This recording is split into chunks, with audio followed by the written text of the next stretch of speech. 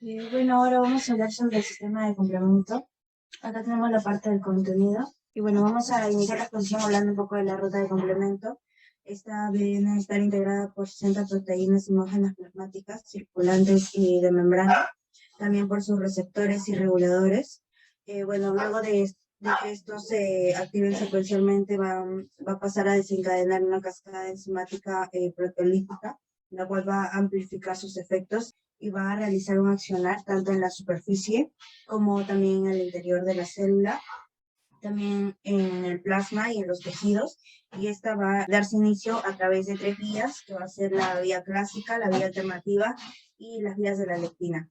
Bueno, ahora hablando un poco más sobre las vías clásicas, esta se va a dar inicio en la unión de la molécula del reconocimiento CLQ de antígenos patógenos, también por los complejos antígenos anticuerpos y polisacáridos bacterianos. Y también esta va a requerir la presencia de inmunoglobulinas. En la vía alternativa, esta vía va a ser muy similar a la vía de las lectinas y se va a mantener activada a bajos niveles y constantemente también en las superficies de las células normales. Y también esta vía alternativa va a empezar con la hidrólisis de C3 y también puede iniciarse por la unión del factor B y D y también por la activación de la properdina y por otras proteasas como la calicreína.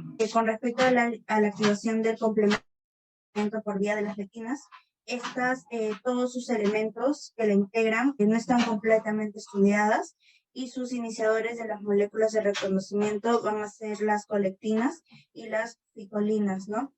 Ahora vamos a hablar sobre las moléculas iniciadoras de la vía de las lectinas.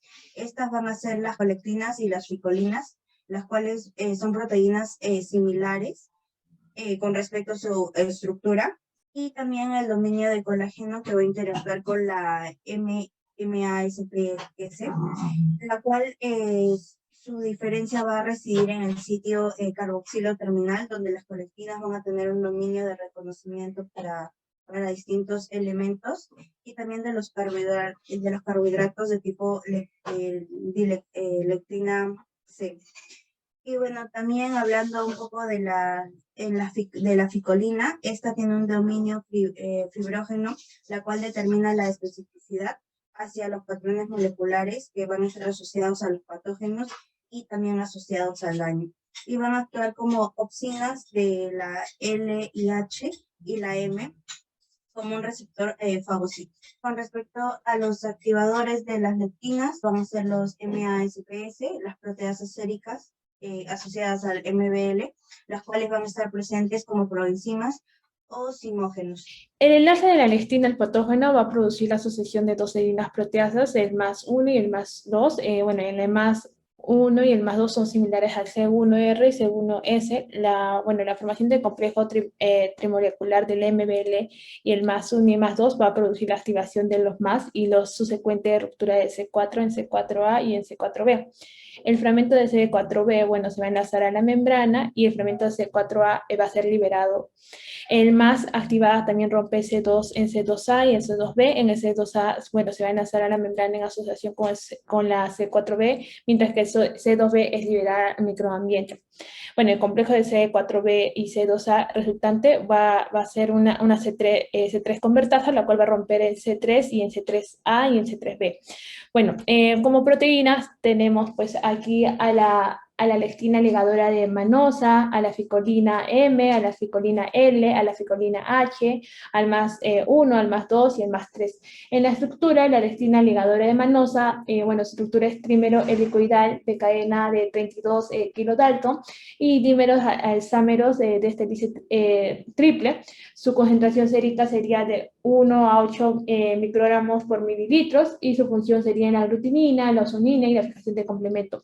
En la ficolina M, L y H tenemos que son las mismas estructuras, ¿no? Es trímero helicoidal de cadena de 34 kilodalton y un tetraémetro de este dice triple.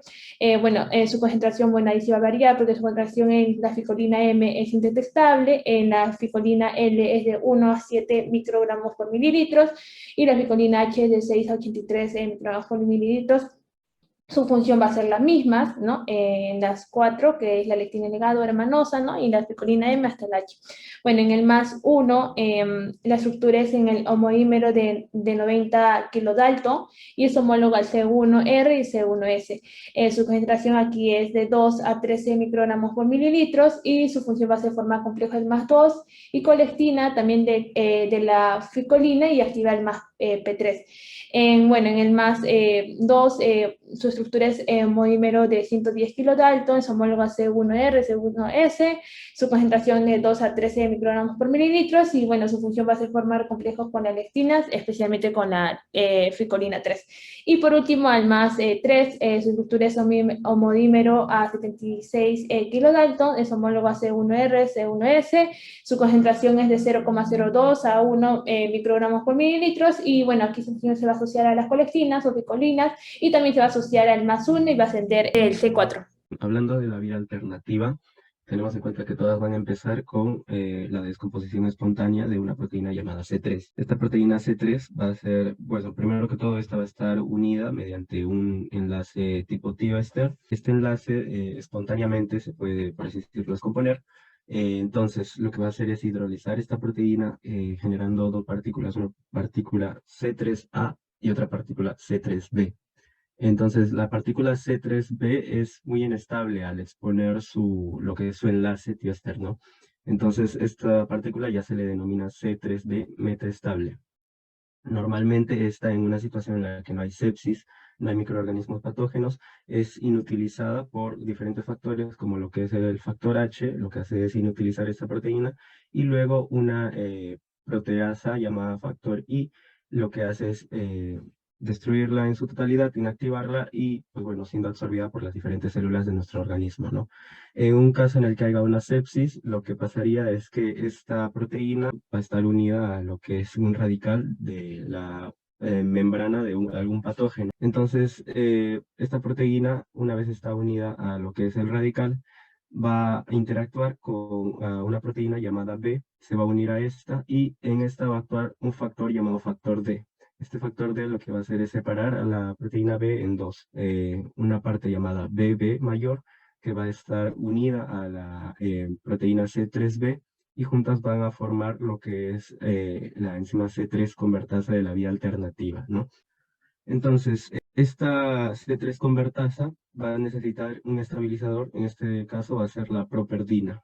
¿Ok? Entonces, una vez unido a esta properdina, a esta C3 convertasa de la vía alternativa, va a tener una función la cual se centra en agarrar, por así decirlo, más proteínas C3 y pues hidrolizarlas, ¿no? En este caso el C3b va a estar pegado a lo que es la superficie del patógeno, actuando de manera de opsonización, ¿no?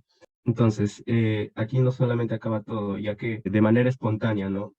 Alguna partícula del C3b, en este caso se va a unir a lo que es esta C3 convertasa y va a crear lo que es una C5 convertasa. Esta C5 convertasa tiene la función de agarrar proteínas C5 e hidrolizarlas, generando dos grupos, un grupo mayor de C5b y un grupo menor de C5a. En la vía alternativa hay 4 componentes. La C3 es la principal molécula, es la que inicia la vía alternativa. Tiene 2 fragmentos, que es la C3A, que se elimina, y la C3B es la que se queda en el complejo. Se une a la superficie del microbio y es donde funciona como opsinina y como componente de las convertasas del C3 y del C5. También está, después incluye el factor B, que también tiene 2 fragmentos, que es el BA, que es un pequeño fragmento del factor B, y el factor B, el otro es BB, que ese se queda en el complejo y es una serina proteasa y es una de las convertasas del C3 y del C5. También está el factor BD, que ayuda a la eliminación del factor B, serina proteasa plasmática, y también ahí está el factor B, que estabiliza la convertasa de C3 y en las superficies microbianas. Ahora vamos a hablar del último fase o evento tardío de la activación del sistema de complemento. Esta inicia cuando las C5 convertasas, tanto de las vías clásicas de la vía alternativa como de la vía de las lectinas, conducen a la activación del componente final del sistema de complemento. Estos son los componentes. El C5, como mencioné antes, el C5 convertasa se convierte en C5 y esta inciden en C5A y a C5B. Pero el C5B activa verdaderamente el complejo de ataque a la membrana. Este C5B se une tanto a la C8 como a la C7 y la C6, consecuentemente, para que en esta última unión la C9 se polimerice y haga un sistema de polimerización que va de 10 a 16 polímeros de C9 para iniciar o conducir a la construcción de un poro o un hueco, que esta misma conduce a la entrada masiva de agua e iones y por último a la lisis celular de esta célula diana bacteriana o de nuestras propias células. Aquí está el ensamblaje, como mencioné anteriormente. Lo que podemos resaltar aquí es los poros que se dan después del ensamblaje de este complejo de ataque a la membrana.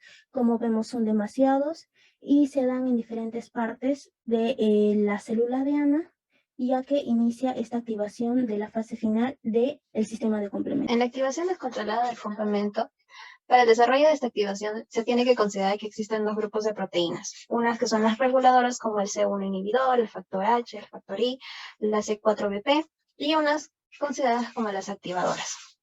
La alteración en específico de este grupo de proteínas, y si es que se dan en las proteínas reguladoras, representan la base patogénica de distintas enfermedades o síndromes.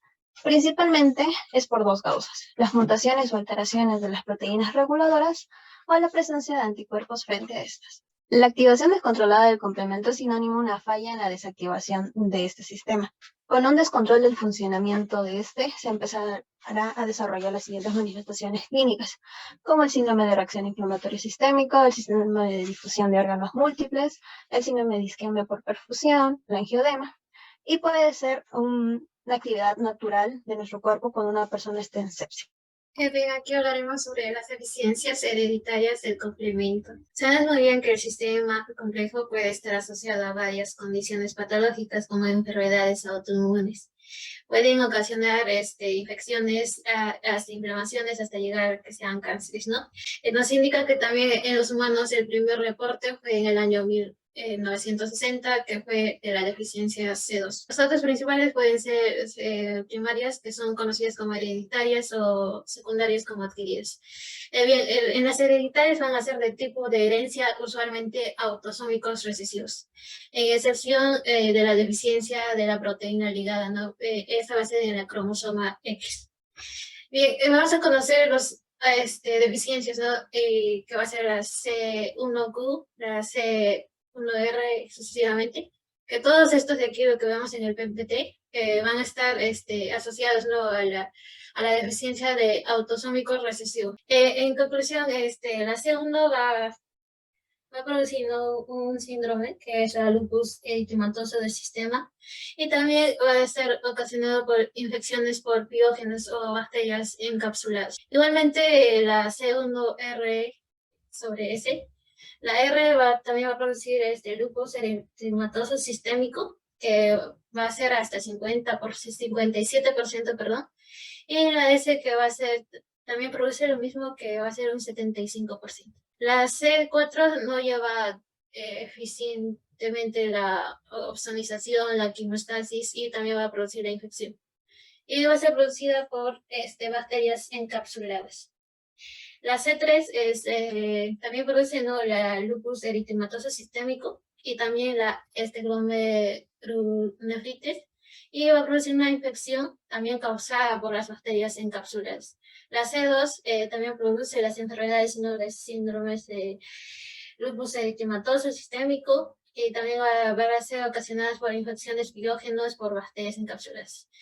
El factor D va a producir infección de neumococos. Al mismo tiempo, el factor I va a producir infección por bacterias encapsuladas, Y la MPL no va a producir un incremento de susceptibilidad a infecciones bacterianas. En caso de C5, C6, C7, C8, C9, van a ser producidas por infecciones de meningococos. En cambio, vamos a resaltar un poco la C9, porque va a ser menos producida, va a ser menos que la C5, menos que la C6, C7, C8. Va a ser menos producción de infecciones de meningococos. Bueno, continuando con las conclusiones, el sistema de complemento es uno de los principales mecanismos que se pone en marcha cuando se activa la respuesta inmunológica. O sea, se trata de un conjunto o red de proteínas cuya función directa es el reconocimiento y destrucción de los patógenos. Claro que cuando estos invaden nuestro organismo. Además, el sistema de complemento es un componente del sistema inmunitario. Y para finalizar, concluimos en que la activación de este mecanismo puede darse por varias vías, según las moléculas del sistema implicadas y la clase de elementos que son reconocidos, tales como, tenemos a los lípidos o proteínas, anticuerpos unidos al patógeno, etc. Bueno, con esto concluimos la exposición. Muchas gracias por su atención.